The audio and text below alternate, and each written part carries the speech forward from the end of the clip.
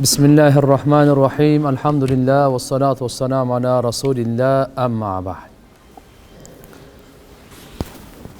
Assalamu alaikum ve rahmatullahi ve barakatuh. Hurmatlı mekendешler, qadırlı Müslüman bir tuğandar, barыңыздарга жараткан Алла Тааланын тынчтыгы, саламы, мээрими, ырайымы жана берекеси болсун. Ар бир majlistin өзүнүн адеби болот, özünün paydası olur, özünün maksatı olur. Biz ilimli majlisinde zakir olup oturayla. Bir kapar olup, başka jakты oylabay, Allah'ını estep, başından ayağına çeyin. Allah Teala'dan жүрөгүбүз daima surap dursun. Ya Allah, жүрөгүмү тазалagın, жүрөгүмү nurlagın, akikatты salgın, marifatını salgın.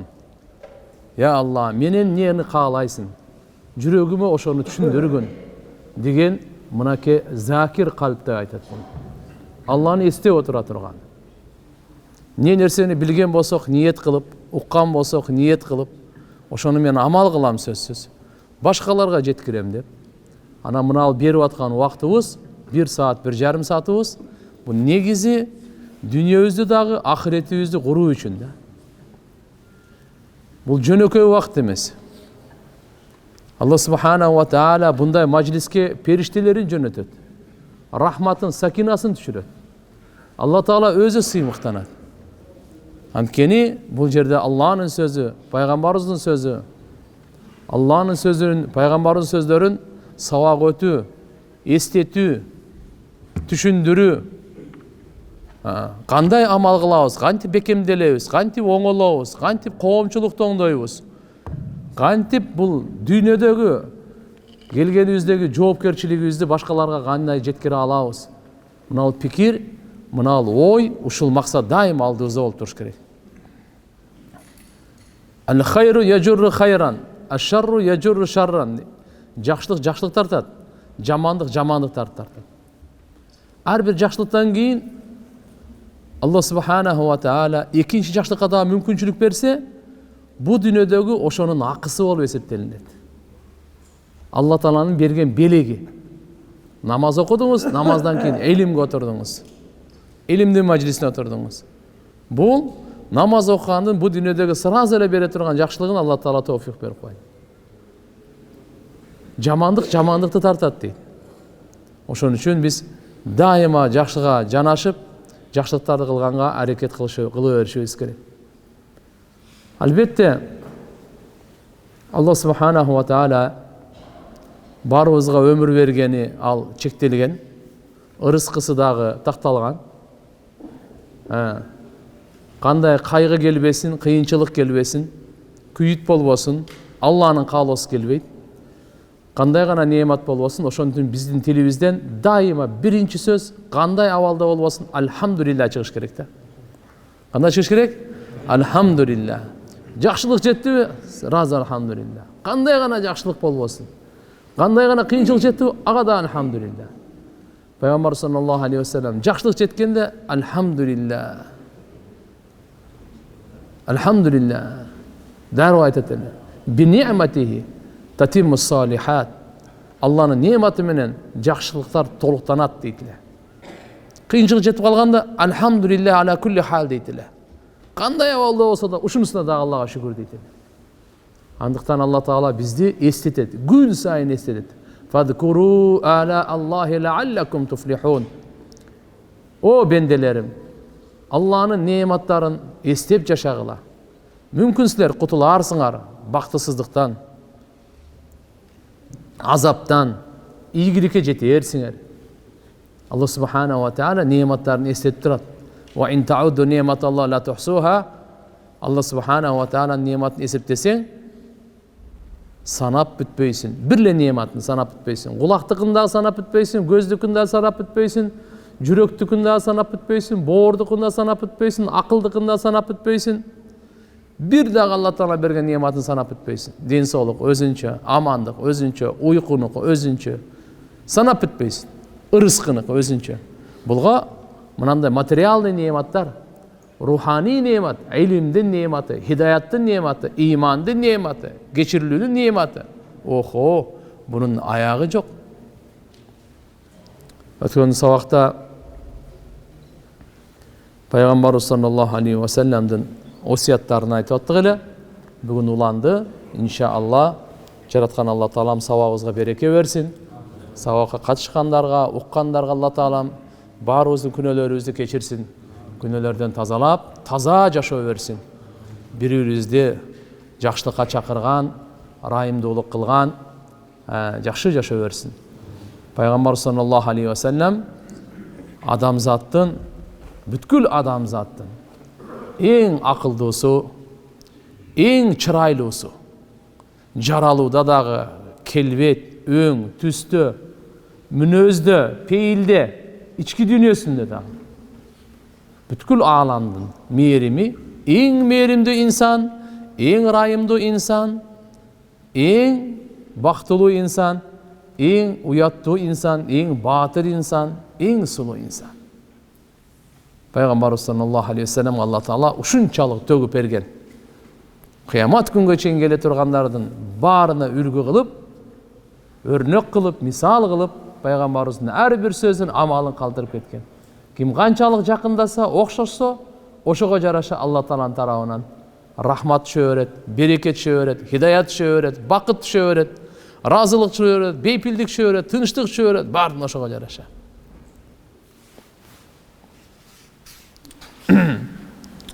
Зайнап энебиз Абдулла ибн Масуд разияллаху анхунун аялы болот. Зайнап айтат, бир жолу пайгамбар саллаллаху алейхи ва саллям айтты: "Тасаддақна я маашара ниса валау мин хулийкунна." Эй аялдардын жамааты, силер садака берип тургула. Садака берип тургула. Өзүңөрдүн алтын, күмүш, зергерлериңерден болсун ушундай немелерден берип тургула. Ювелирный изделиялардан болсо дагы, жасалгаларыңардан, колуңар иштеке болсо, ошодон да садака берип тургула дейт. Калат, энебиз айтат, бул Абдулла ибн Масудтун аялы. Абдулла ибн Масуд разияллаху анху бул ким? Пайгамбар саллаллаху алейхи ва салламдын өзгөчө шакирти. Сахабалардан өзгөчө, доордо ошодо да фатва берип турган пайгамбарыбыздын доорунда. Пайгамбарыбыз 4 кишиден Куранды үйрөнгүлө дедиле, ошонун бирөөсү Абдулла ибн Масуд. Өзү кембагал эле, колу жукай эле, аялы бай эле. Келди дагы, эми аялы укту пайгамбарыбыз айткан садака бергиле дегенин. Келди дагы айтты: "Иннака раджулун хафифу затил яд." Сиздин колуңуз жука, мал мүлкүңүз аз дегендей. Ва инна Расулаллах саллаллаху алейхи ва саллям кад амарна би садака. Пайгамбарыбыз аялдарга бизге садака бергиле деп буйурду. Фаатихи фасалху.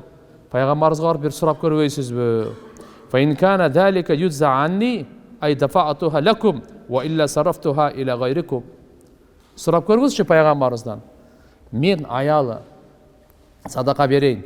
Ушуну сизге эле берсем болобу же болбой калса да башкаларга берейин? Ушу кандай дедиле? Абдулла ибн Масуд айтат: "Бали этиха анти, мен барбайм, сен өзүң бар сура" деди. Пайгамбарыбызга өзүң бар сура деди. Калат, энебиз айтат: "Фанталакта фа ида имраатун минал ансар би баби Расулилlah саллаллаху алейхи ва саллям." Пайгамбарыбыздын эшигине барсам, ансарлардан бир аял бар экен, ал дагы эшикте турган экен. Хажати хажатуха, менин кажетим дагы, анын кажети экөөбүзгө бир экен дейт. Кандай? Садака берейли деп атабыз. Ошону кимге? Өзүбүздүн күйөөбүзгө берсек болобу? Же сөзсүз башкаларга бериш керекпи деп. Ва кана Расулуллах саллаллаху алейхи ва саллям кад улкият алейхил махабба. Пайгамбарыбызда ушундай сүр кийими кийгизилинген эле. Пайгамбарыбыздын анча-мынча адам мындай дароо бир нерсе сурап, эркек жете албайт эле. Фахарж алейна Билал, Билал разияллаху анху бизге чыгып келди. Пайгамбар саллаллаху алейхи ва саллям үйүнөн. Факулна лаху, биз Билалга айттык дейт. Ити Расулуллах саллаллаху алейхи ва саллям фа ахбирху анна имраатайн бил баб тасааланик аттуза садакат анхума ала азважихима ва ала айтами фи хужурихима. Билал, сен пайгамбарыбызга кел дагы сурачы деди. Эмнени сурачы деди? Кабар бер. Эшикте эки аял турат, сизден сурап жатат. Сиз садака бер деп айткан экенсиз. Биз садакаларыбызды күйөөлөрүбүзгө берсек болобу? Өтөбү ошол? Жана үйдөгү тарбияланып аткан жетим балдарга берсек өтөбү ушу садакабыз? Ушуну сурадагы: "Вала тухбирхум ман нахну." Билал, Biz ким экенибизди айтпа пайгамбарыбызга dedi. Ал эки аялчы айтпа dedi. Фадахала Билал аля Расулилlah sallallahu aleyhi ve sellem фасаалаху. Билал разияллаху анху пайгамбарыбызга кирди дагы сурады. Ушундай деп атат, эшикте эки аял турат.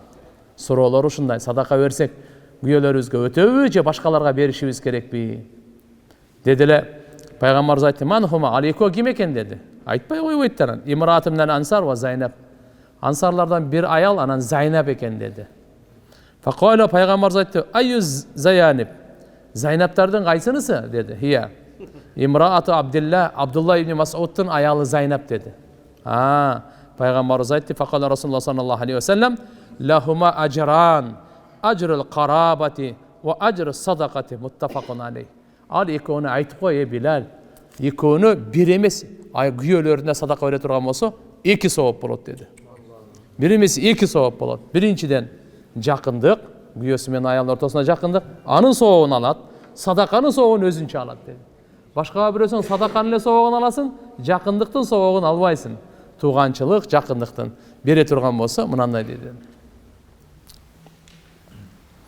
Peygamber sallallahu aleyhi ve sellem'din korku boyunca bendelerden insanlardan en takva insan Muhammed Resulullah. En Allah subhanahu ve teala'dan korkkan Muhammed Resulullah. Jana Allah'ını en jakşı tanıgan, en jakşı bilgen Allah Peygamberi sallallahu aleyhi ve sellem bolot. Sebep mındayda Allah'ını kim kançalık tanısa oşonçalık oşodan korkat da. Oşonçalık oşodan korkat. Demek ilim göbeygen sayın haşiyat alda göbeyet. İnnemâ yakşallâh min ibâdihel ulema. Allah Teala Kur'an'da aytat, bendelerden Allah Teala'dan korkkanlar alımlar deydi. İlimine jaraşa korkat da. Ha? Misali kança 10% bolsa, Allah'ını 10% tanısa 10% korkat. 20% tanısa 20% korkat. 50% tanısa 50% korkat. Kançalık Allah'a jakındasa, kançalık Allah'ını tunuk jakşı tanısa, oşoga jaraşa Allah Teala'dan korku. Şonun için Peygamber aytkan, men sizlerden Allah'ını en jakşı bilүүчүмүн, taanуучумун.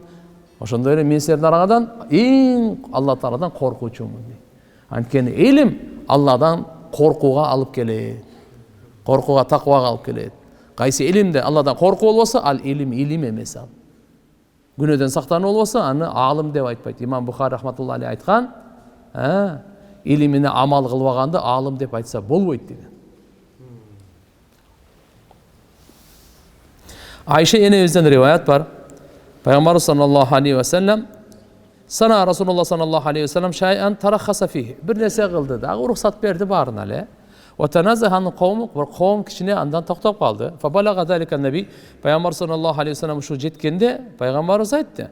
Ma balu aqwam yetanazahun ali şey asna'u.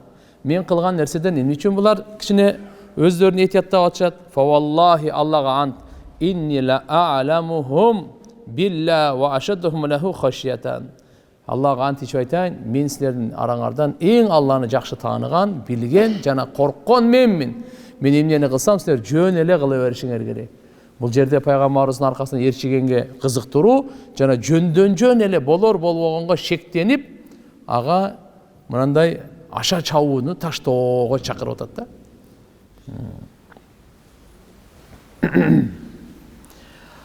Muaz ibn Cebel radıyallahu anhu'dan marfu rivayet var. Muaz ibn Cebel aytat: "Lev khiftum Allahu Teala hakka khifatihi, la'alimtumul ilmel ellezî la cehle ma'ahu, ve lev araftumullah hakka ma'rifati, lezalet li duaikumul cibal." Bu Muaz ibn Cebel radıyallahu anhu ulu sahabalardan. Jaş ele ötkön, birok qari dagı, mufti dagı, alim dagı Peygamberimiz aytkan: "A'lamu ummati bil halal ve haram Muaz ibn Cebel." Men ümmetimden adal men aramdı en mıktı bilgen Muaz ibn Cebel degende. Peygamberimiz bunu ya Muaz dep men seni jakşı göröm, sana osiyat aytam dep her bir namazdan keyin Rabbi a'inni ala zikrik ve şükrik ve husni ibadetik degen duanı taştawagın degen uşu Peygamberimiz Muaz'a aytkan. Uşu Muaz radıyallahu anhu aytat: "Egerde siler Allah Teala'dan korksoңор, kандай korkkondun akısı var. Anda söz sizler uşunda ilim algan bolosуңар, anda nadan, jahili joktu. Uşunda ilim sana toluk kalыс tiyet degen söz. Эгерде сен Алланы таанысаңарчы, кандай тааный турган акысы бар эле. Анда дуаңар аркылуу тоолор жылат деген да. Не деген? Дуаларыңар аркылуу тоолор жылат деген. Эгер силер Алланы тааный турган болсоңор, чыныгы тааный турган болсоңор дейт. Валау арафтум Аллах хакка ма'рифати, ма'рифаты хак. Чыныгы ушундай тааный турган болсоңор, лазалат ли дуаикумул жибал, силердин дуаңардын себебинен тоолор жылып калмак. Эми го бул ушундай. Пайгамбар саллаллаху алейхи ва саллям тууралуу не дейсиз? Ва кана фадлуллахи алейка азима. Алла таала айтат, Мухаммад алейхиссаламга Алланын улуу айкөлдүүлүгү болду да. Ченебей берген. Сахih Bukhari, Sahih Muslim'de gelet Anas radıyallahu anhu'dan Hataba Resulullah sallallahu aleyhi ve sellem hutbatan ma sami'tu mislaha qattu. Anas radıyallahu anhu aytat, Peygamberimiz bir jol uşunday hutba aytты. Anday hutba takır uqqan emes enem deydi. Ne deptir?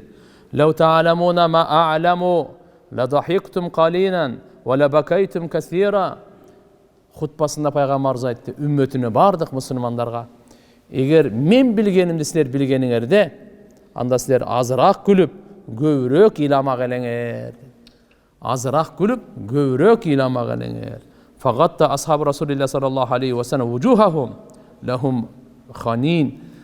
Peygamberimizin sahabalary bardygy özünün şol başlaryn jap alıp, anan bozdop ilaý başlaşdy.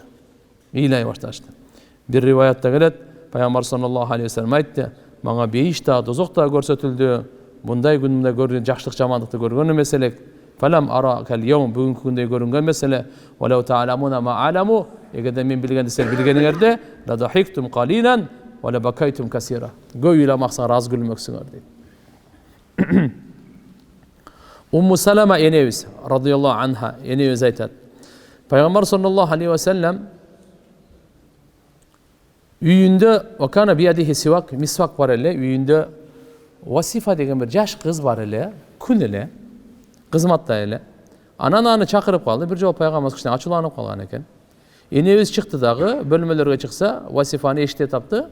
Tal'abu bi bahmati, bi bahmatin dep buna gozu menen oynap atkan eken, kişnike kız da. Peygamber çakırat, Peygamber çakırsa ulukpay kaldır. Gayra. Fakalat Ummu Salamene izaytat, "Ala araki tal'abine bi hadihil bahma ve Resulullah sallallahu aleyhi ve sellem yed'uk." Ay sana hem ne oldu? Sen bunu gozu menen oynap atasın go, Peygamber seni çakırıp atpay berdi. Bayatan beri çakırıp atsa sen oynap atasın. Fakalat aytdı, "Vallazi ba'asaka bil haq ma sami'tuk."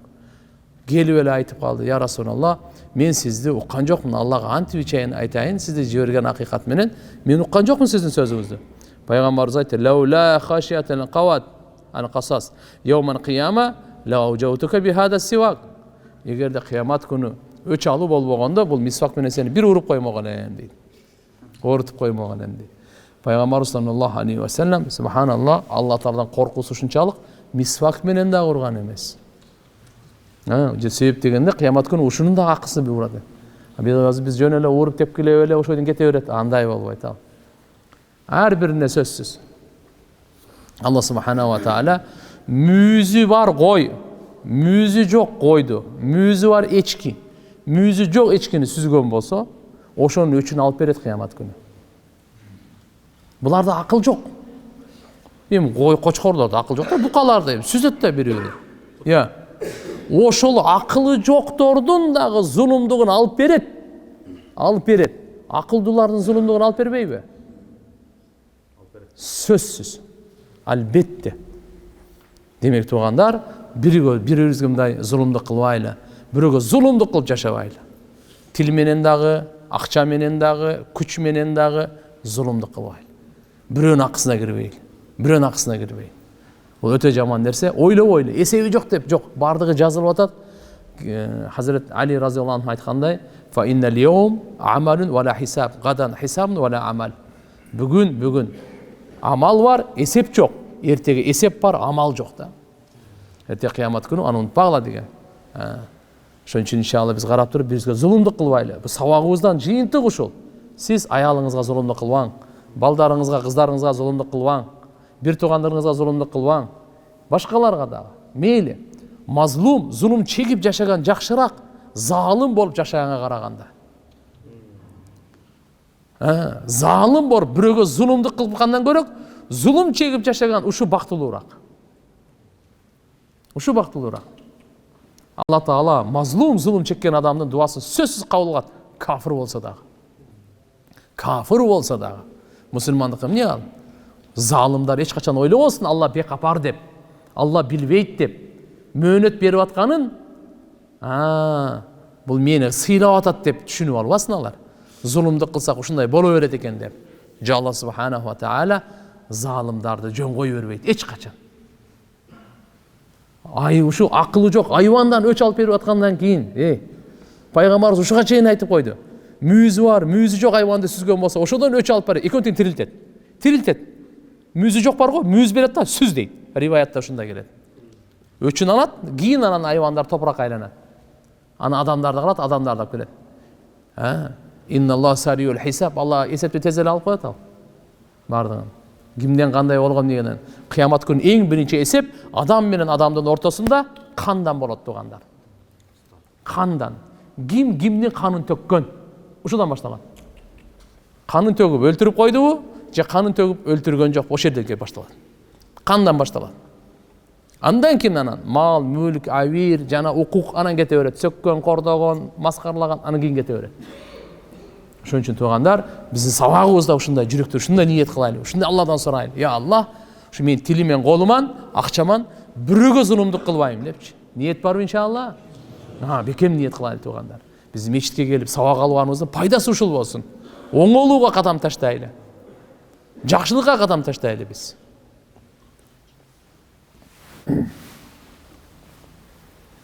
Пайгамбар саллаллаху алейхи ва саллям Алла Тааладан өтө көп ыйлап дуа кылат эле. Өзү бу дүйнө ыйлай турган дүйнө да. Тиги дүйнө күлө турган дүйнө. Бул жакта ыйлабаган тиякта ыйлайт. Бул жакта ыйлабаган, тиякта ыйлаган, охо. Көздөн жаш эмес, кан чыкса дагы кыйын да. Бул дүйнөдөгү азыр бир тамчы көз жаш, Алладан корккон көз жаш бар го. Дозоктун отун өчүрөт ушул. Тиякта океанын өчүрө албайт. Дозоктун өтү, океан өчүрө албайт аны. Бирок Алла ушундай кылып койгон, бенде өзүнүн күнөөсүнөн тооба кылып, Алладан коркуп, бир көз жашарса өчүрүп коет экен. Мына көз жаш бул жерден чыксын.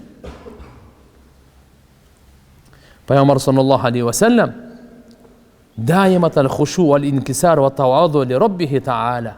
Ушундай эле да, дайыма кичпейил, дайыма кандай болуп кеткенде дагы кичпейил, дайыма Алладан коркуу бардык учурларда, жеңип атканда да, жыргалчылыкта да, кыйынчылыкта дагы, ибадатта дагы, намазда дагы, насаатта дагы, бардык абалда.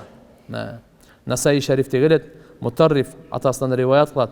Айтат пайгамбар саллаллаху алейхи ва саллям мындай дейт: "Раайту Расулаллах саллаллаху алейхи ва саллям юсалли ва ли жауфихи азизун ка азизил миржан." Пайгамбарыбыз намаз окуганда, кичинекей казан кайнаганда буркулдайт го, ушундай кылып үн чыгат эле ыйлагандан дейт. Ушундай буркулдап ыйлайт эле, казан кайнап буркулдагандай ыйлайт эле дейт. Ибн Хузаймадан келет: "Ва ли садрихи азизур раха." Пайгамбарыбыздын көкүрөгүндө тегирменин үн чыккандай үн чыгып ушундай ыйлап турат эле дейт. Боздоп ыйлайт эле. Абу Дауд Мутаррифтен да келет, пайгамбар саллаллаху алейхи ва саллям ушуну айткан. Hazret Ali karramallahu vajhahu айтат: Бадыр согушунда Мигдаттан башка эч кимди атты эле жок эле дейт. Баарыбыз ушундай кыйын абалда болчук дейт. Уктаганыбызда пайгамбарыбыз уктаган жок Бадырда. Эмне болду? Расулуллах саллаллаху алейхи ва саллям тахта шажарата юсалли ва ябки хатта асбаха. Таң аткычакты, ыйлап чыкты. Я Алла, ушу бир аз эле ушу ыйман келтиргендер калды. Эртеге чоң газат бар. Эгерде ушулар да өлүп калса, сага ибадат кыла турган адам калбайт дүйнөдө. Сен өзүң жардам бергин деп. Алла субханаху ва тааладан канча жардамга убада келген чакта дагы периштелер жиберебиз деди. 1000 периште. Керекпи 3000 андан 5000 жиберебиз. Бир периште менен эле иш бүтөт эле. Себеп ал жактан 1000 келетат дегенди укканда 1000ге 1000ди жөнөтүп коебуз деди да. Пайгамбар саллаллаху алейхи ва саллям ушундай убада келгенде дагы өзүнүн кичпейилдигинен тайыбайт эле. Мекке жеңүүсүндө Меккеге кирип атат. Меккени жеңди. Канда Фатхун Мубин. Улуу жеңишке, улуу жеңиш. لما دخل رسول الله صلى الله عليه وسلم مكة يوم الفتح استشرفه الناس ووضع رأسه على رحله متخشعا. Пайғамбар саллаллаху алейхи вассалам Меккеге жеңіп кіргенде адамдардың барлығы күтіп алды, байқап қарады, қандай кіріп келеді екен депші. Жеңген адам қандай кіреді білесіңдер ме? Көкбөріден жеңгендерді көрсеңдер ана, көкбөріден. Футболдан жеңгендерді көргілі. Олимпиадада жеңгендерді көргілі, қандай жеңгендер. Башқалар емен бұл үйде чоң азаттаны. Пайғамбар жеңгенде қандай кірді дейді Меккеге. Башы болса төсін өркөч бар қасына миніп алып ері болады екен ашадарды қарматып ері қашқач төнінде ошо немесінде ерінде ері қашқан башы ошо жерге тиіп келді дейді. Бойын көтеріп келген жоқ. Ура андай жоқ. Bir rivayette sakalı tiyip gelgenle deydi. Bir rivayette iyiği tiyip gelgenle deydi. Ve zakanuhu ala rahilatihi mutakhashian. Uşuncha Allah'tan korkup, özün ıldıya alıp, özün kiçbeyle alıp, ya Allah, elhamdülillahi vahda. Bardık, mahtu Allah'a olsun demiş. Nasara abda, bendesine Allah'a jardan berdi dedi. Enceze vaada, vaadasını toluk atkardı Allah Teala. Ve hazemel ahzabe vahda. Бардық мынау топырақтың немене топтың бардығын жоқ қылды дейді. Мына пайғамбар саллаллаху алейхи вассалам ушундай болуп кирип келген дейді. Аллаға шүгүрчүлүк менен, Алла Таалага шүгүрчүлүгүн кичпейилдиги менен көрсөтүп Мекке жеңүүсүнө кирип келген. Вакидин риваятында Абу Хурайра радhiyallahu anhuдан келет. Пайғамбар саллаллаху алейхи вассалам айткан: "Ла ямассу васта رحله أو يقرب منها تواضعا لله تعالى حين رأى ما رأى من فتح الله وكثرة المسلمين." Müslümandардың dinге келип атканын көрүп, Алланын жардамын көргөндө, ошончолук кайры ылдый болуп келген. Анан дуа кылган: "Аллахумма ла айша илля айшал ахира." Я Алла, чыныгы жашоо ахиреттин жашоосу да депчи. Чыныгы жашоо, түбөлүктүү жашоо ахиреттин жашоосу. Себеп дегенде бейиш, ал пайгамбар саллаллаху алейхи вассалам айтты, бейишке киргенде ал түбөлүктүү, азыркындай утурумдук эмес. Бул дүйнөдө оорулар бар. Пайгамбарлар да ооруйт, пайгамбарыбыз да ооруган, бардык адам эле ооруйт. Бирок бейиште Алла Таала жарыя кылат. Бүгүн силер бейишке кирдиңер, бейиштиктер, угуп алгыла. Бүгүндөн баштап силер оорубайсыңар дейт. Болду. Оору деген жок. Тиш оору, баш оору, өпкө оору, коронавирус жок. Эчтеке жок болду.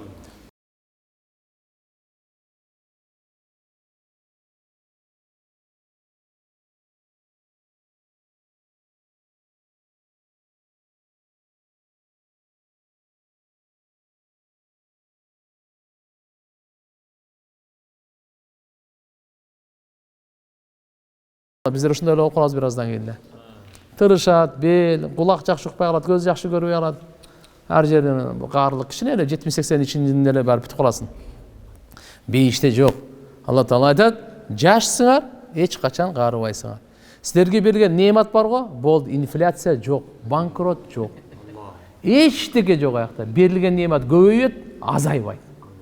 Көбөйөт, рахаты көбөйөт. Көлөмү да көбөйөт, сапаты да көбөйөт. Макулбу? Азайбайт бейиштеги неематтар.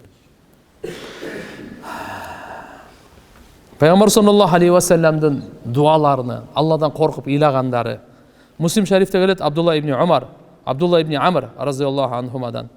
Айтат: Пайгамбарыбыз тилават кылды дейт мына аятты. Тала Расулуллах саллаллаху алейхи вассалам: "Робби иннахунна адлална касира минан нас, فمن تبعني فإنه مني ومن عصاني فإنك غفور رحيم." وقوله تعالى: "إن تعذبهم فإنهم عبادك وإن تغفر لهم فإنك أنت العزيز الحكيم." فرفع يديه وقال: "اللهم أمتي وأمتي." وبكى. Пайгамбар саллаллаху алейхи вассалам Кур'ан-ы Каримде Ибрахим пайгамбардын дуасын айтты. Ибрахим пайгамбар дуа кылды. Не деп? "Я Алла, мынау бут бара сөлөкөттөр көптөгөн адамдарды адаштырды" деди да. "Робби, о Роббум, иннахунна адлална касиран минан нас." Мына ушу бут сөлөкөттөр канча деген көп адамдарды адаштырды. "Фаман табиани", эми ким ээрчисе, Ибрахим пайгамбар өзүнүн үммөтүнөн айтып атат: "Фа иннаху минни", анда ал менин үммөтүмдөн, менин артымдан бейишке бара тургандардан. "Ва ман асани", ким мага тоң моюндук кылса, анда мен сага тапшырдым аны. "Фа иннака гофур рахим", анткени сен гофур, кечиримдүүсүн, рахим, райымдуусун дейт. İsa aleyhissalamдын дуасынан айтты, пайгамбарыбыз тилават кылды. Иса пайгамбарда Кур'ан-ы Каримде Алла Таала Иса пайгамбардын дуасын айтат. Иса пайгамбар мындай деген: "Ин туадибхум, я Алла, эгерде сен бенделериңди азаптасаң, фа иннахум ибадук, ал сенин бенделериң, азаптаганга акың бар. Кааласаң деле. Ва ин тагфир лахум, эгерде сен кечирип койсоң аларды, фа иннака антал азизул хаким, анткени сен өзүң үстөмдүү, күчтүү, данышмансың" деп. Ушул эки аятты окуду дагы пайгамбарыбыз саллаллаху алейхи ва саллям дуа кылды. Үммөтүм, үммөтүм деп ыйла берди. Көзүнөн жаш токтободу. Факала Аллах субханаху ва таала: "Я Джабраил", Джабраилди чакырды. Джабраил периштени чакырды. "Идхаб иля Мухаммад", бар Мухаммадга бар деди. "Ва раббука алам", сен Робуң билет, эмне үчүн кыжалат болуп атат үммөтү тууралуу, эмне үчүн ыйлап атат үммөтү тууралуу. "Фасалху ма юбкихи", сен сурачы Джабраил Мухаммаддан, эмне нерсе Мухаммадты ыйлаттырып атат өзү? Эмне нерсе ыйлаттырып атат? Фаатаху Джабраил фасаалаху фаахбараху амма кал ва хува а'ламу. Келди дагы Джабраил алейхиссалам пайгамбарыбыздан сурады, анан кийин кабар берди Алла Таала билүүчү. Ошондо факала Аллах субханаху ва таала айтты: "Я Джабраил, идхаб иля Мухаммад". Пайгамбар саллаллаху алейхи ва саллям үммөтүм тууралуу ыйлап атам, үммөтүм тууралуу кыжалатмын дегенде, Джабраил периште алып Алла Таалага барып айтты: "Үммөтүм тууралуу ыйлап атат. Кыжалат кылып аткан үммөтү боюнча экен ал. Өзүнүн проблемасы эмес экен. Үммөтүнүн проблемасы экен." Алла Таала кайрадан жөнөттү Джабраилди: "Идхаб иля Мухаммад", баргы Мухаммадга. "Факуллаху", айткын: "Инна санурдика фи умматик ва ла насук". Биз сени жакын арада үммөтүң тууралуу сөзсүз сени ыраазы кылабыз, сени капа кылбайбыз, вообще кыжалат болбойт. Үммөтүң тууралуу сурап атасыңбы? Сенин мартабаң, сенин василаң, сенин даражаң, сенин укугуң өтө жогору. Сен ошондуктан сен үммөтүң тууралуу эч кыжалат болбогон. Аны биз ыраазы кылабыз. Карачы, пайгамбар саллаллаху алейхи ва саллям мындай деп атат. Пайгамбар саллаллаху алейхи ва саллямдын өзгөчө сыпаттары боюнча жакшы угайлы, тааныйлы, пайгамбар саллаллаху алейхи ва саллямды жакшы көрөйлү. Бүгүн өзгөчө 4-күн экен, көбүрөөк салават айтайлы. 4-5 күнү салават көп айтыш керек. Пайгамбар саллаллаху алейхи ва саллямга салават өзгөчө белек болуп турат да. Ана саллаллаху алейхи ва саллям, саллаллаху алейхи ва саллям, саллаллаху алейхи ва саллям. Нары бери жүргөндө салаватты көп айтып жүрсөк, кыямат күнү пайгамбарыбызга жакын болобуз. Шафааты насип болот, даража, кайгы гам кетет, жүрөккө рахат келет, ырыскыга береке келет. Салаваттын касиети өтө көп. Тирмизи шарифте келет. Хасан ибн Али, Али разияллаху анхунун баласы Хасан, Хасан Хусейндин Хасаны разияллаху анху айтат: "Мен тайженден сурадым" дейт. Хинд ибн Аби Хара деген тайжеси. Вакана вассафан, пайгамбарыбызды көп сыпаттап берет эле да. Алчы тайжеси. Ан хулияти Расулуллах саллаллаху алейхи ва саллям, "Ва анаштахи аясифа ли минха шей'ан атааллак бихи". Мен ушу тайженден сурайт элем, пайгамбарыбыз кандай эле? Эмгилер кичинекей кез эле да. Басканы, отурганы, жүргөнү, өңү, түсү, тияк бияктары баягы көргөн да тайжеси. Кандай эле деп кайра сурап. Эмне үчүн? Мен ушуну каалайт элем дейт, мага айтса, ошону мен кармансам, эсте тутуп алсам, атааллаку бихи, ахфадуху ва атамассаку бихи деген мааниде. Факала, айтты мындай деп, мынандай деп айтып берейин экен. Кана Расулуллах саллаллаху алейхи ва саллям фахман, муфаххаман, пайгамбарыбыз өтө айкөл эле. Улуу адам эле. Яталалау вajhuhu талалу ал-камар лайлатул бадр. Жүзүндө ушундай нур жаркырап турат эле. 14 күндө ай толгондо ушундай нур жаркырап турат эле. Ошону кээ бир риваяттарда келет, мурда айтканбыз, жүзүндө ай жүргөндөй болот эле дейт эле. Ай келип турганда. Ва атвал минал марбу ва аксар минал мушаддаб. Ортодон узунураак эле. Өтө узундан кыскараак эле. Пайгамбар саллаллаху алейхи ва саллям бою ортодон бир аз узунураак. Өтө узундан некен? Кыскараак эле дейт. Өтө узун эмес эле деген мааниде. Адимал хама, башынын сөгү чоң эле. Башы чоң эле. Раджила шар, чачы бир аз тармалыраак эле. Совсем түз эмес эле. Өтө эле көдүрөк эмес эле. Бир аз тармалыраак эле. İza infaraqat aqiqatuhu faraqaha wa illa fala. Peygamber sallallahu aleyhi ve sellem çaçı mындай көп эле. Ошо чачын кээде экиге бөлүп коет эле, оң жака, сол жака, өзү бөлүнсө. А болбосо бөлбөйт эле, коет эле дейт. Южавизу ша'руhu шахмата узунайхи иза хува ваффараху. Качан чачын таштаганда, мына кулактын жумшагына чейин келет эле дейт, нерге чейин. Узун эле. Ошого чейин келет эле дейт. Азхарал лаун жүзү нурланган эле, васи аль-жабин пешенеси кең эле, азажил хаважиб кашы болсо пайгамбар саллаллаху алейхи ва салламдыкы ничке, кара, кичине мындай түп-түз эмес эле, не деп коет мындай азмас, кабыс деп коет, ийилирээк.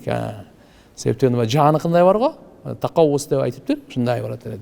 Савабик фи гайри каранин, пайгамбар саллаллаху алейхи ва салламдыкы каштары толук болчу, кара, ничке жана эко бирикпейт эле дейт.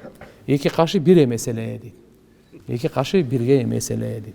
Байнахума иркун, эки кашынын ортосунда тамыр бар эле дейт. Эки кашынын ортосунда тамыр бар эле, юддирихуна гадап, кээде ачууланып калганда, ушу кичине тамыры баягы көп чыгып барат эле дейт азмасчы. Акнал ирнайн, мурундун үстүңкү жагы кичине бийигирээк эле. Кырдуу эле. Лаху нурун я'луху. Ушеде нур чыгып турат эле, мындай көрүнүптү. Яхсабуху ман лам ятааммалху ашам. Өтө бийикте көрүп, бирок мындай ойлонуп көрсөң, андай эмес, бийикте эмес, бирок бираз бийигирээк болчу дейт да. Касул лихя, сакалы коюу болчу. Узун болчу. Сахлар хаддайн, эки жүзү болсо, бети, эки бети чыкпайт эле. Топтону кирип турган эле. Жапысыраак эле дейт. Зали алфам, оозуда кенен эле, кичинекей эмес эле. Муфаллажал аснан, тиштери болсо баардыгы тегиз, биринин үстүнө бири чыккан эмес эле. Баардыгы асты үстү пайгамбар саллаллаху алейхи ва салламдын тиштери кенен ушундай тегиз болчу дейт. Дакикал масруба дегени көкүрөктөн киндигине чейин ушундай узун бир түк бар эле дейт. Көкүрөгүнүн киндигине түшкөн калың эмес эле дейт. Ошо ничке түк бар эле. Каанна унукаху жиду думят фи сафаил фиддати. Мойну болсо пайгамбар саллаллаху алейхи ва салламдыкы аябай чырайлуу болчу. Өтө узун, өтө кыска эмес, өтө жон, өтө ничке эмес. Анан актыгында күмүштү аябай тазалап койгондо актай, кудду ушундай болуп турат эле. Муатадил халк бардык мүчөлөрү өзүнүн жайында эле. Орто эле. Бадинун мутамасикумун дейт. Bunun manisi Peygamber sallallahu aleyhi ve sellem'din müçölörü толук болчу. Бышык бекем эле, бош эмес эле. Ар бир мүчөсү толук эле. Этке, тарамышка, күчкө толук эле. Риваяттарда келет, бир пайгамбарда 40 бейиштик эркектин күчү болот. Ал эми бир бейиштик эркектин күчү бу дүйнөдөгү 100 эркектин күчүнө барабар. 4000. Ким күрөшөт эми? Меккеде бирөө чыккан, кыйын күрөшкөн, эч далы жерге тийбеген. Кой десе болбойт, кой десе болбойт. Иман келтирем деген мейли деп пайгамбар акырын кое берет, тек чыгытып койду. Ал ойлоду окшойт, случайно окшойт деп. Кайра дагы күрөшөйлү деди. Жыгылган жерге тойбойт дегенде пайгамбарыбыз дагы жыгып койду. Yani 4000 kişinin güç olsa kim var? Turatay. Tak kettik. Aytat savaun al batn ve sadr. İçiminin köküröğü bir ile. İçiminin köküröğü bir. Tüptüz. Kökürök bir yakta, bulacak. Balkon tiyakta. Anday emez eken de. Anday emez ele. Köküröğümen içi bir ile değil. Buna erkekler şunday kılışınız gerek eken. Hiç salgan yakşı emez eken. Hiç salgan yakşı emez eken. Barız oylanıp içine karışınız gerek. Adet aridul sadr köküröğü keng ele. Baidun ma baynal mankiba ekini kenem olç. Zahmal karadis deydi. Zahmal karadis degeni oşo başı bardık müçölörü sööktü olçu. Çoğun bolçu sööktü bardık müçölörü. Tizeleri, muğundarı bardığı. Anwalul mujarrad Peygamber sallallahu aleyhi ve sellem nurlanğanı mavsulun ma baynal lubbati ve surrati bi şa'rin yeclikal khat. Hazır qaytqanday mına жерден şu akır yemege düşöt ele киндикке чейин ушундай линия бар эле. Ария саддайн вал батн мимма сива залика. Бирок мына эки көкүрөк бар го, ошол жерде түк жок эле. Көкүрөгүн үстү жагында бир аз бар эле. Мына экөөнүн үстүндө, көкүрөгүндө жок эле. Ичинде дагы түк жок эле. Ашару зираайн, эки билегинде түк бар эле. Вал манкибайн, эки ийинде түк бар эле. Али садр, көкүрөктүн үстүндө. Тавил зандайн, эки билеги дагы чоң эле. Рахбар рахати, алаканы толук эле. Ва шастун каффайн ал кадамайн, эки путу дагы алаканы дагы этке салмактуу эле. Сайыл атраф, ау кала шайыл атраф бардыгында.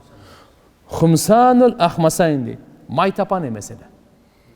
Тобу путунда жерге тийгенде мына тийип калган чекелерчи? Жок, андай эмес. Масих ал кадамайн янбанхума ма, үстүнө койсо суу токтобой алып кетет. Иза зала кила ан.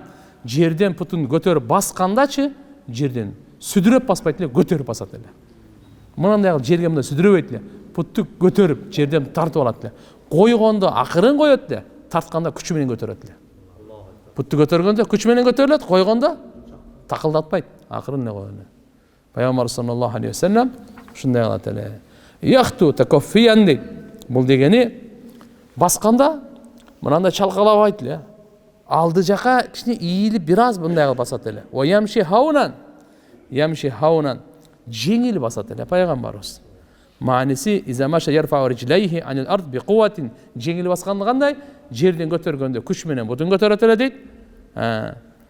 Экинчиси вадахума алал ард вадахума би рифқин, койгондо жеңил коет эле. Көтөргөндө күчтүү көтөрөт эле.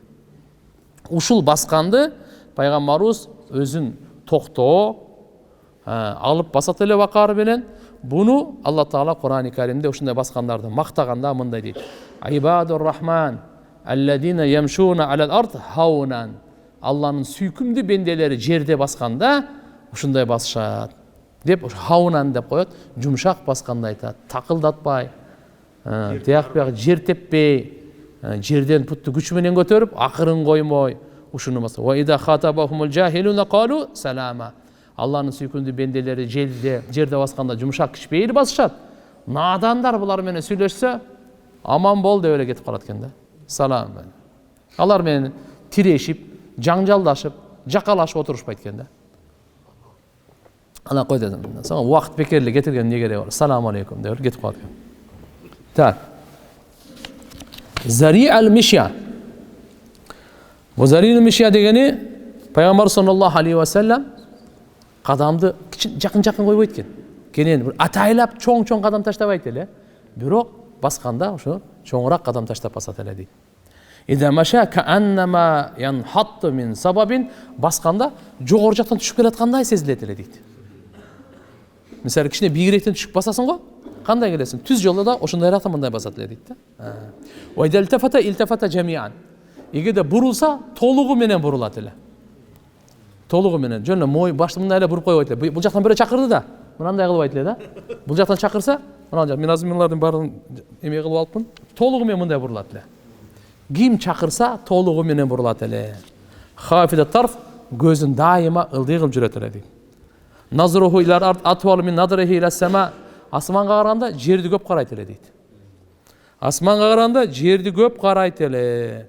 Эмне үчүн бул жерди карайт эле десе, хада ша'нул мутаамил мутафаккир. Бул адам бул ой, бир нерсени ойлогон адам болот. Ойчул адамдардын шаны. Жуллу назарахи ал мулахада. Кээ башка учурларда болсо, баардыгына көз салып турат эле, көздүн чети менен дагы. Көздүн чекеси барбы оларда? Кыры менен, бул жака баардыгын көз салып турат эле. Ясух асхабаху, сахабаларды алдыга бастырат эле, өзү артта болот эле. Бул мааниси эмне экен? Мындай дептир.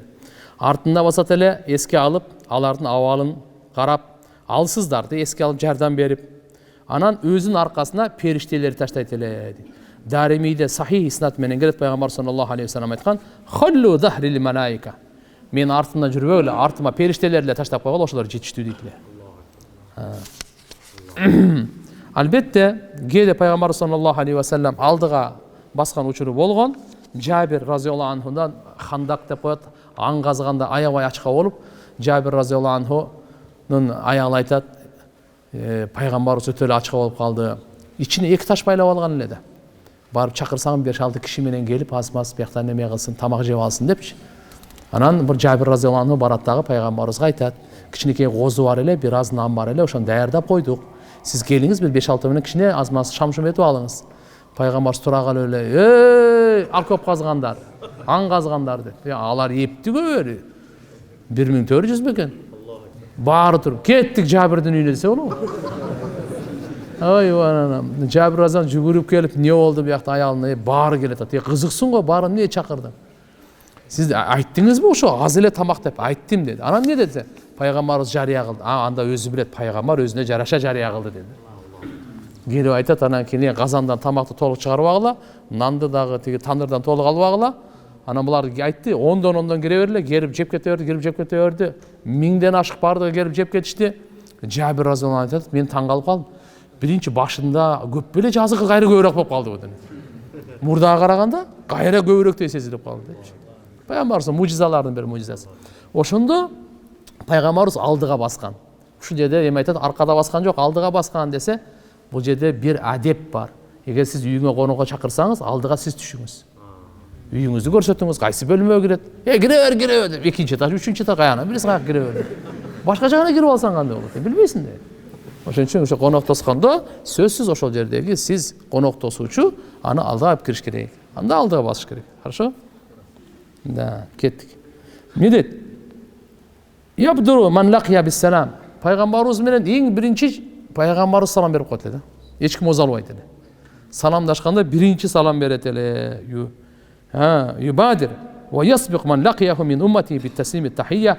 Пайгамбар саллаллаху алейхи ва саллям учурашканда үммөтүнө биринчи салам берет эле. Мына пайгамбарыбыздын сыпаттары.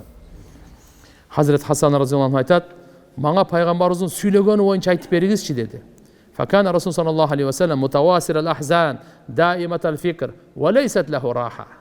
Мына пайгамбарыбыздын укмуш касиет сыпаттары.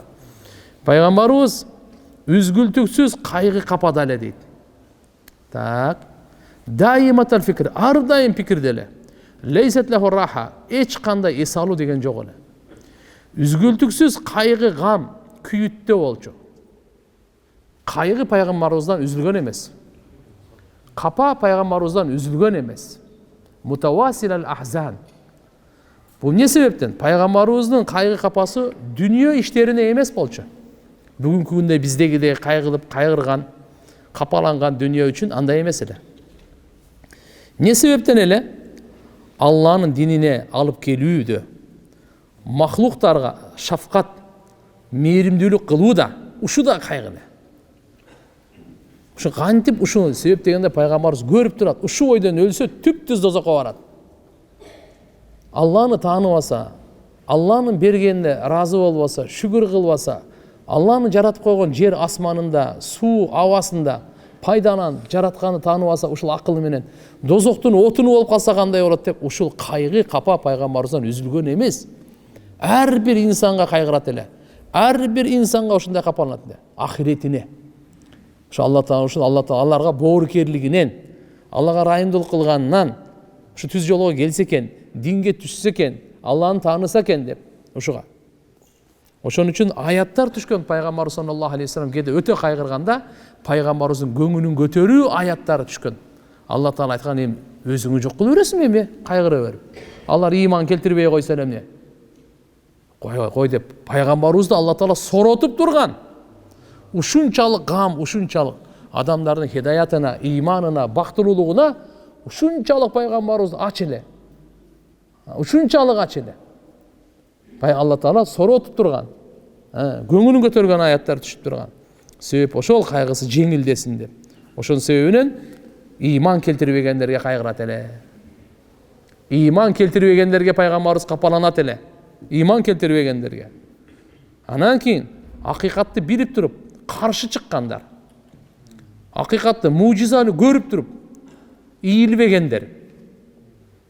Ушундай бардык пайгамбарыбыздын керемет мужизаларын көрүп, таан алып туруп, билип турат дагы ошого каршы да. Ошолорду көрүп туруп пайгамбарыбыз кайгырат эле, булар дозоктун отуну болсо кандай болор экен, деп.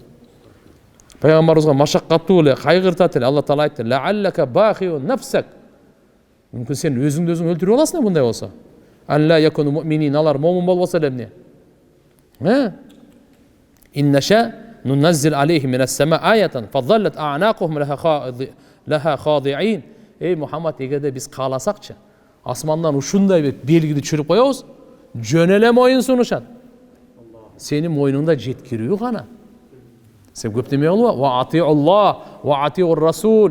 Fa in tawallaytum fa innama ala rasulina al-balagul mubin. Аллаға баш ийип жашагыла, пайгамбарга баш ийип жашагыла. Эгерде 100 үйрө турган болсоңор, анда биздин пайгамбар Мухаммад алейхиссалам мойнунда ачык, айкын, түшүнүктүү гана жеткирип коюу гана. Нар жагынан аласыңарбы, албайсыңарбы, силердин ишиңер. Кабыл кыласыңарбы, кылбайсыңарбы, силердин ишиңер. Түшүнөсүңөр, түшүнбөйсүңөр, силердин ишиңер алар. Биздин пайгамбарыбыздын мойнундагы жоопкерчилик ачык, айкын, түшүнүктүү кылып туруп силерге жеткирүү гана. Балагул мубин дейт. Faman kafara fala yahzunka kufru. Kim kafirlik kılsa, anın kafirliği sizde kaygırtmasın dedi de. Sizde gıcanat kılmasın anın kafirliği. İleyne marci'uhum. Allah'dan kaytıp geliyorsa bizge. Fanunabbihum bima amilu. Kılgan amalların bardan kavar berебиз dedi. Birisinden kaltırбай, emne işleri kılgan bardığın kavarın berебиз dedi gayra. Fala tathab nafsuk aleyhim hasarat. Özüңдү аларга ушундай өкүнүчүнө алып барып туруп өзүңдү куратпагын деп Алла Тааланын тарабынан соротуу аяттары, көңүл көтөрүү аяттары, таслие аяттары түшүп турат эле да. Айтат эле инналлаху алимун бима яснаун. Алар эмне кылганын Алла билип турат бардыгын. Вала тахсан алейхим вала таку фи дайқи мимма ямкурун. Сен аларга кыжалат кайгырбагын. Жана алар сага айламал кылтат го, буга кысылбагын дейт эле. Буга кысылбагын дейт. Бул бир себеби.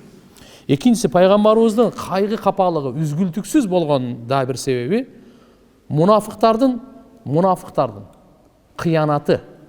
Тилинен исламды кабыл алат, жүрөгүндө куфур. Пайгамбарыбыз ушуларга ушундай кайгырат эле да. Азыр деле биз ушундай болуп атпайбызбы? Жакын досум деп коет, анан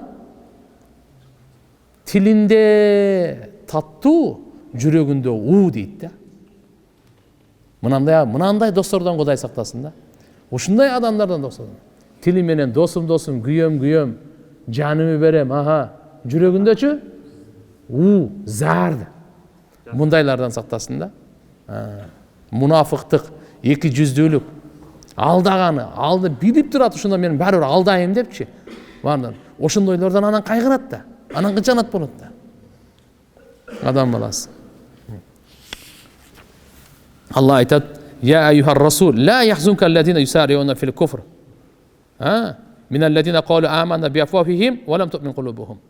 Seni ana kufurlukka жүгүрүп киргендер сени эч качан кыжалат кылбасын дейт. Шашып баргандарчы, момундар. Алар болсо тилдери менен иман келтирдик, жүрөгүндө иман жок. Тили менен айта берет, жакшы сөздөрдү, чырайлуу сөздөрдү айта берет. Жүрөгү өлүп калган мунукучу. Жүрөгү өлүп калган. Кыямат күнүнүн белгилери деп айткан. Кийингендери жаныбарлардын шкура, мынау эмелерди, кожаларынан, укмуштарын кийинет. İçki dünyası itten, ölüp kalgan itten de sasık bolot деген. Ölüp kalgan ittin janында otursan bolobу? Otura albaysın de. Kişi mışık çıçkan ölüp kalsa otura albaysın, ölüp kalgan ittin janında kандай oturasın? Ölüp kalgan itten dagı bunun жүрөктөрү sasık деген да. Kimder deken akemine kıyamat günü. Giyingeniçi kандай nerselerdi kiyet? Min деген bağlı, şunda kojanday жаныбарлардын kımbat bağlıсын kiyip, жүрөктөрү мындай болуп калган дейт. Дагы ушуну себеп пайгамбар саллаллаху алейхи ва салламдын душмандарын айткан сөздөрүнөн дагы. Пайгамбарыбыз акыйкатты алып келди. Алар эмне дейт эле? Сахир дейт эле. Сыйкырчы дейт эле. Majnun дейт эле. Бул жинди болгон дейт эле. Алиязу билла. Пайгамбар саллаллаху алейхи ва салламга ушундай жаман сөздөрдү айтат эле. Шаир, бул акын дейт эле. Мындайлардан дагы пайгамбарыбыз кыжалат болот эле. Кайгы капагысынын үзүлбөгөнү ушул. Алла Таала айтты: فلا يحزنك قولهم إن نعلم ما يسرون وما يعلنون. Ey Muhammed, Allah'ın sözü var go, göңүл бурба. Seni кайгыртпасын. Biz alar эмне кылып biz билебиz. Эмне жашыруун кылып аткандарын дагы, ачык кылып аткандарын да бардыгы билебиз. Sen кайгырба dedi. ولا يحزنك قولهم إن العزة لله جميعا. Allah'ın ар кандай сөзүнө sen көңүл бура бербе, аларга кыжалат боло бербе. Allah Taala'nın kolunda bardık, izzat, avir, avtoritet, bakıt Allah'ın kolunda dedi. İkincisi, daimatel fikir. Пайгамбарыбыз дайыматыл фикра, ар дайым ушу пикир үзүлгөн эмес да. Канткенде ушулар оңолот. Үммөтүмдүн иши канткенде жашоосу оңолот. Канткенде дүйнө ахиретте бактылуу болот. Ошондуктан пайгамбарыбызга рахат жок эле. Өзүнүн үммөтүн ушуларды оңолсо экен, жакшы жашаса экен, бактылуу болсо экен, дүйнөдө дагы ахиретте деп пайгамбар саллаллаху алейхи ва саллям дайыма ушу пикирде болчу. Ушул пикир, ушу кайгыгамда пайгамбарыбызда рахат жок эле. Лейсат лаху раха. Эсалуу деген пайгамбарыбызда жок эле. Тавил сакт. Пайгамбар саллаллаху алейхи ва саллям сүйлөбөйт эле. Тавил сакт деген көп унчукпай жүрөт эле деген сөз. Ва ятакалламу би жавами'ил калим. Ага чейин. Ла ятакалламу фи гайри хажатин.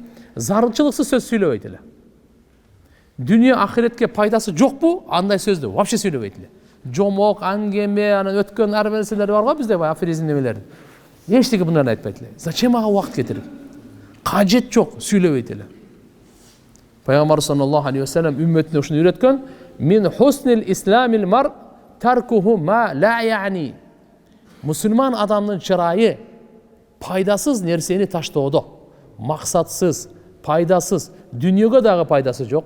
Dinge dağı paydası yok, ahiretke dağı paydası yok nerseni taştıodu, Müslümanın çırayı uşu ken. Bolbosu bizin çırayı payda olmaydı. Bizge kaçan çırayılık payda olur?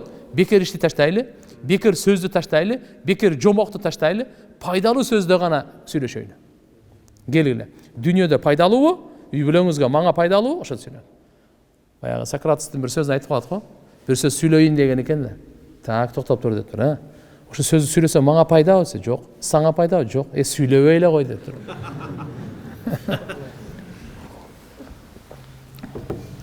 Tura. Söyleyin bir nesi aytayın otasında, mene toktap dur şaşılma. Manga payda o dedim. Yok dedim.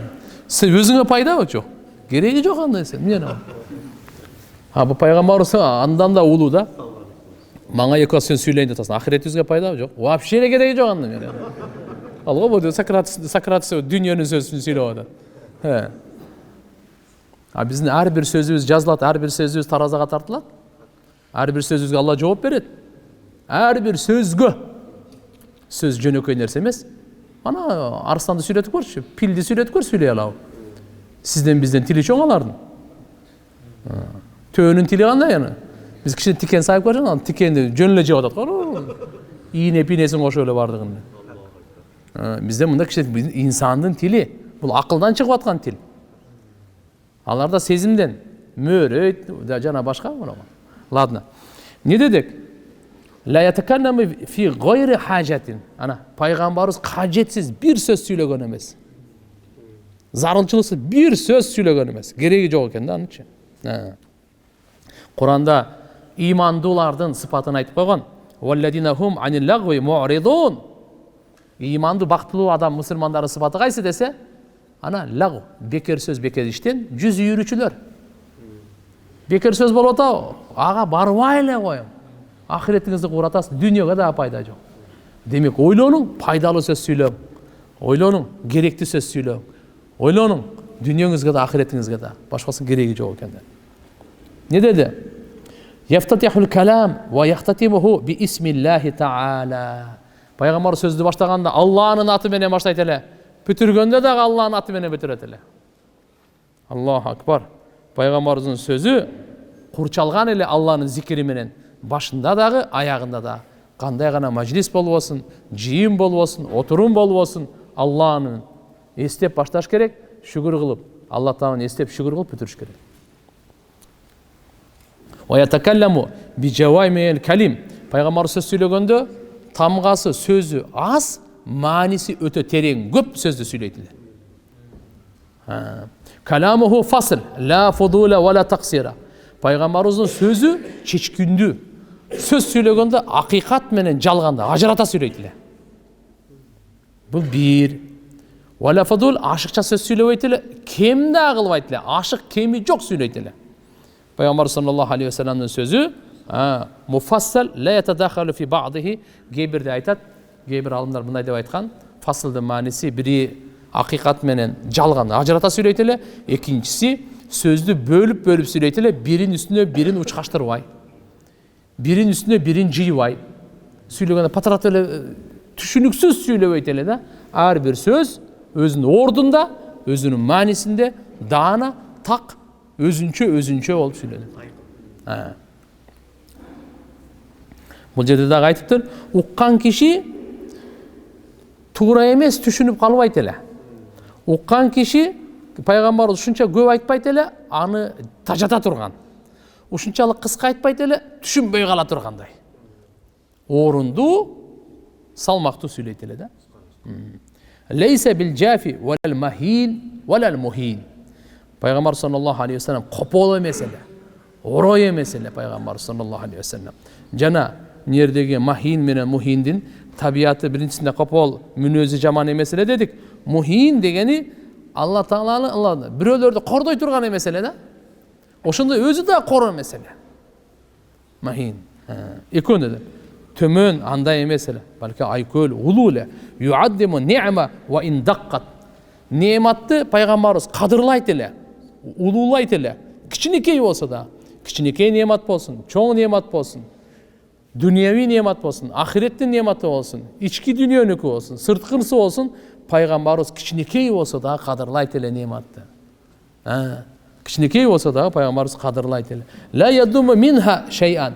Нематтын бирөөсүн дагы жамандабайт эле.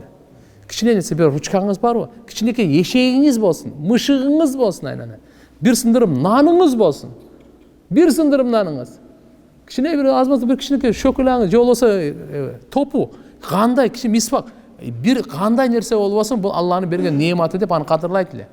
Суусубу, жылуулугубу, тамагыбы, амандыгыбы, бардык нематты пайгамбарыбыз кадырлайт эле. Гайра аннаху лам якун ядуму давакан. Пайгамбарыбыз иче турган, жей турган нерселерди жамандабайт эле, мактабайт эле дагы.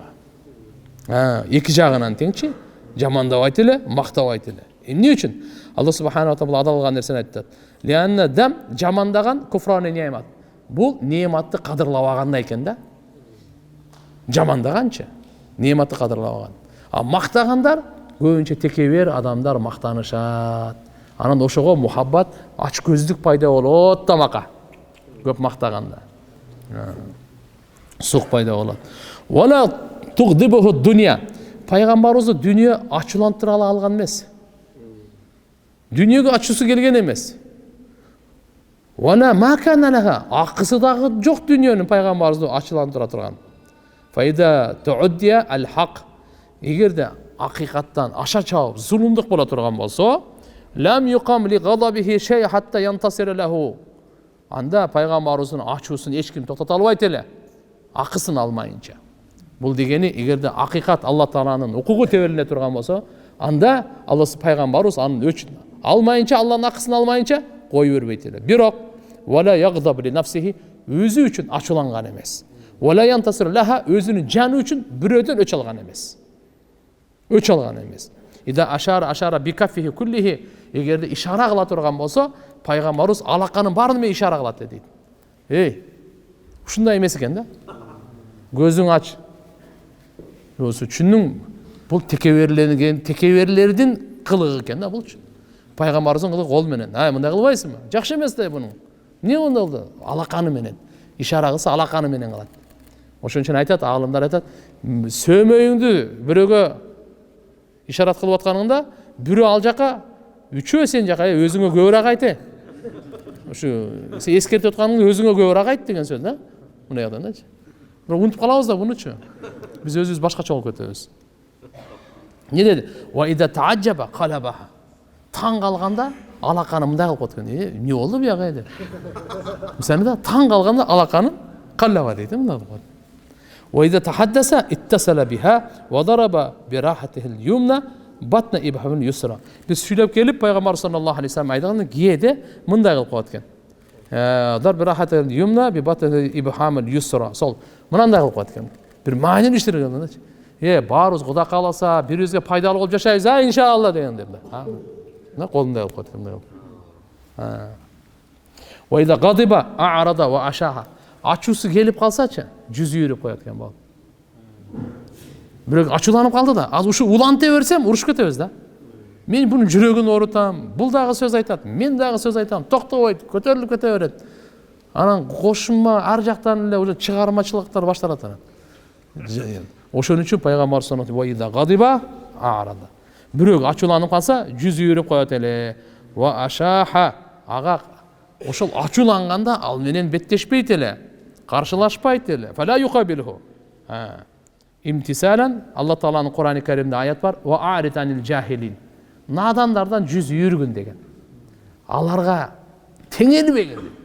Биздин сөз менен азыр айткан анын уребенине түшпөгүн деген. Деңгээлине түшпөгүн ага. Кереги жок. Ал эми акылы, билими, турушу, келбети ошол. Не кыласың ага? Имам Абу Ханифа рахимахуллах кезинде бирөө жамандай бергенде, сиз эмне жамандабайсыз дегенде айтканда берген. Ит тиштесечи, эмне кыласың? Барып тиштейсиңби дегенде. Жок.